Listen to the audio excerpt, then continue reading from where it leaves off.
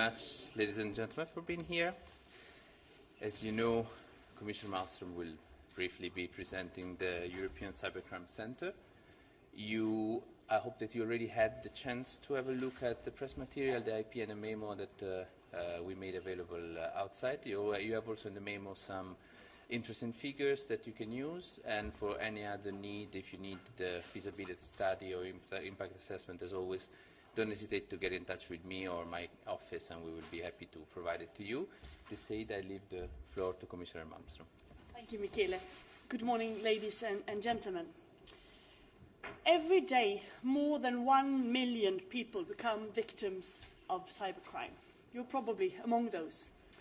We all receive emails asking us to disclose our bank account details in order to be transferred 1 million euros in some improbable game or competition that we have won, improbable lotteries. If we send our figures, they will help us to collect heritages or to fraud tax officers. These threats are quite easy to disregard. You don't have to open the email. But less visible. Cybercrime are on the rise and are infiltrating our computers, our bank accounts, and our financial transactions. Cybercriminals are getting better and better at credit card frauds, bank credentials, and identity thefts. Phishing that makes us disclose our e-bank usernames or passwords, hacking of smartphones, and social network profiles. This has created a very profitable market around these illegal activities, where credit card details can be sold to another criminal for €1. A counterfeited physical credit card can be sold for €140, so that's quite a difference, and bank credentials for as little as €60. The criminals are also targeting social media. Up to 600,000 Facebook accounts are blocked every day after various types of hacking attempts. And in 2009, over 6,700,000 distinct bot-infected computers were detected. As the e-economy grows at a fast pace, cybercrime is following suit.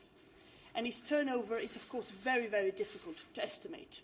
There is one estimation saying that it's a total of $388 billion worldwide. The most damage the cybercrime does is spreading fear. A fear of purchasing things online, a fear of joining social networks, a fear of our ordinary internet lives, that we do not dare to be as free as we want to be there. Cybercrime erodes confidence in our free internet. It disrupts our digital lives. It prevents us from taking full advantage of the possibilities online and the services there. In the European Union as a whole, e-commerce only accounts for 4% of the total sales. That's very little. And estimates show that consumers could gain as much as €200 billion from an increase in e-commerce in the removal of market barriers there. And now that we need to get Europe out of the crisis, this would be an important contribution. But therefore, we need to strengthen the consumer's confidence in the online marketplace. So what can we do to deter this and to crack down cyber criminals and to prevent them from harming the economies and harming individual lives? Well, one answer is simple. Let's put the best brains together. Let them work full-time to detect the trends, to identify organized cyber criminal networks and the main offenders in cyberspace. That is why the Commission today is proposing to set up a cyber centre, a cybercrime centre that will bring together some of the European best brains in the field of cybercrime under the flag of Europol in The Hague. The centre will provide operational support for concrete investigations, could be forensic evidence or assistance, or by helping to set up cybercrime joint investigation teams. The centre will be the European focal point in fighting cybercrime, assisting the Member States. It will focus on illegal online activities carried out by organised crime groups, particularly those generating large profits, such as online fraud involving credit cards and bank credentials. The EU experts will also work on preventing cybercrimes affecting e-banking and online booking activities, and thus hopefully increase the consumer's trust. The new centre will pay attention to protect social networks' profile from e-crime infiltration and will help in the fight against identity theft. It would also focus on cybercrimes that causes the most serious harms to the victims, such as online child sexual exploitation, and cyber attacks affecting the critical infrastructures and information systems in the European Union. It will not hunt individual file sharers. This is about severe organized crime across the European Union. In Europe, awareness of these crimes is currently far too uneven, and police resources are often too limited. Some countries are very advanced on this, but others have to do more. That is why, as international cybercrime grows, our solutions need to follow suit and become truly transnational. The European Cybercrime Centre will become the hub of that cooperation in order to defend an internet that is free, open and safe. Thank you very much. Thank you very much, Commissioner. We're ready to take some questions, if there are.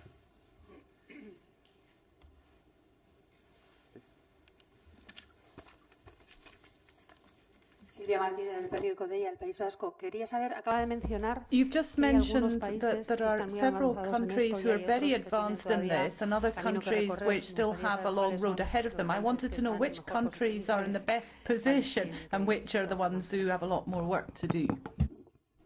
Pues no tengo una lista de quienes well, I have a list here of the best and possibly those who have the least to do, but it's clear that all countries are faced with this problem, and they've required many years of preparation.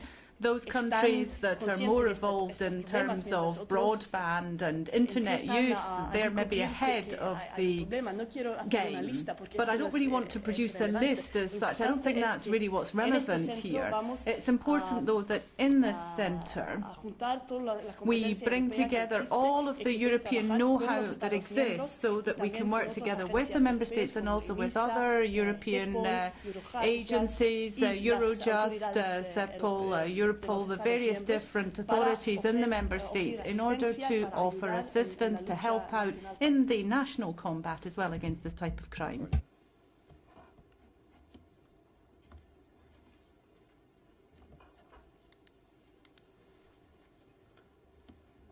Hello, Commissioner, back there. Oliver Grimm for the Presse from Vienna. If I understand your memo correctly, you're proposing to set up a unit within Europol.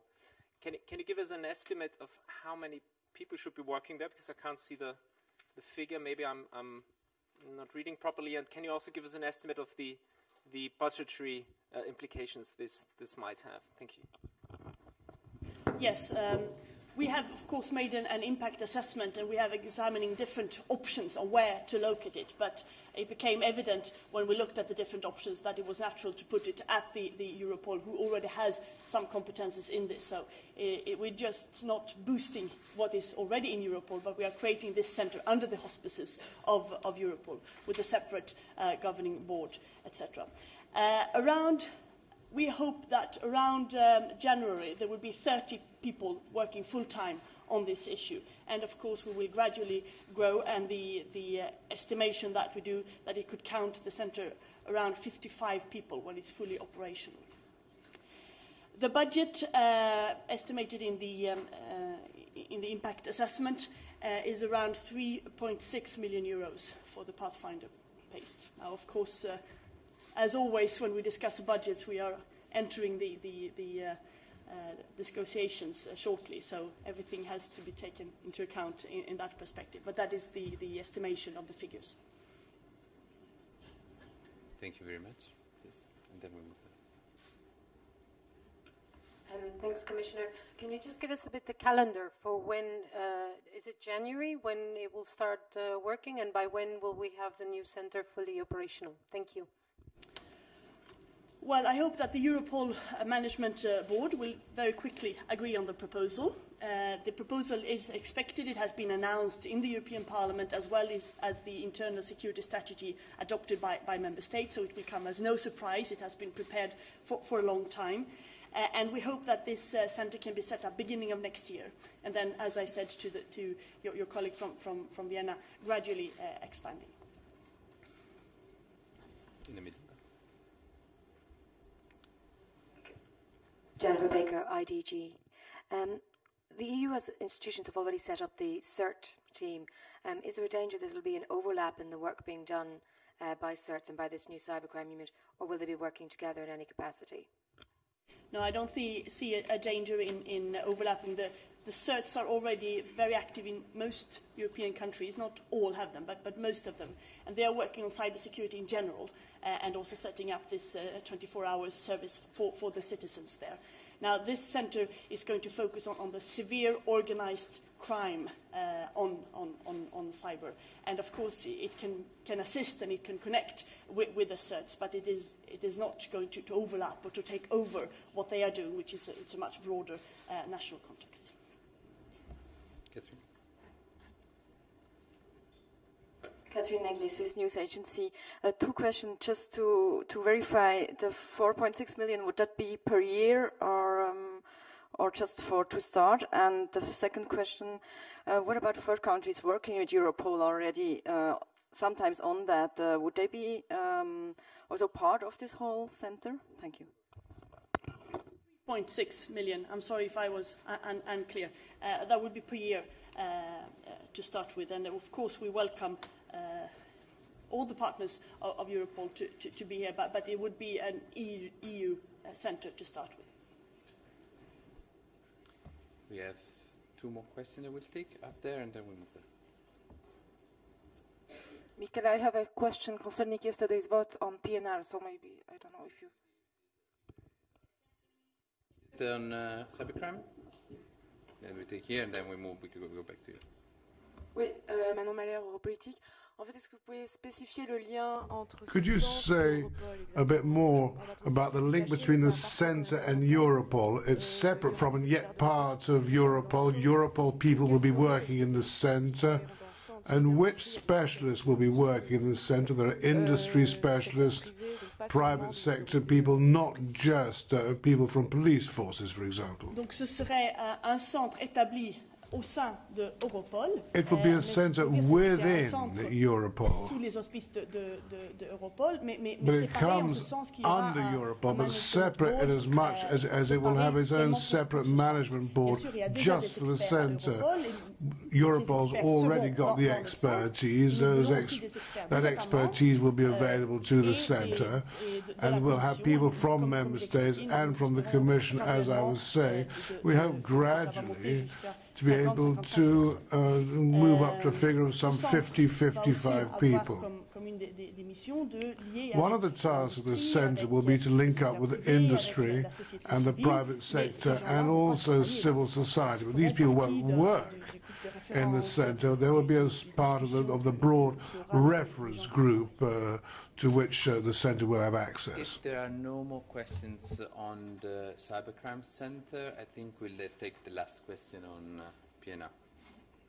Inga, l'agence de presse polonaise, j'aimerais bien votre réaction au vote d'hier et deux questions spécifiques. I'd like to put two specific questions. Is it true what the rapporteur said? I'd referred to the vote in Parliament yesterday, what was said about illegal immigration, and I think she also said that there were threats from the US. If we don't have an agreement, then they're going to reintroduce the visa scheme. I wonder if you could just respond to those points.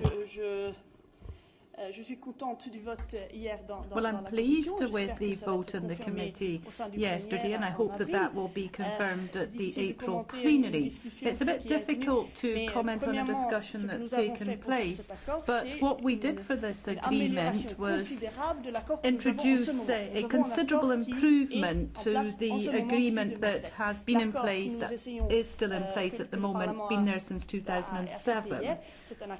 The agreement, which was accepted by Parliament yesterday, clarifies the objective, the rules for protection, etc. Basically all the points. So the aim is very clear. It's a combat against terrorism and organised crime of a serious nature.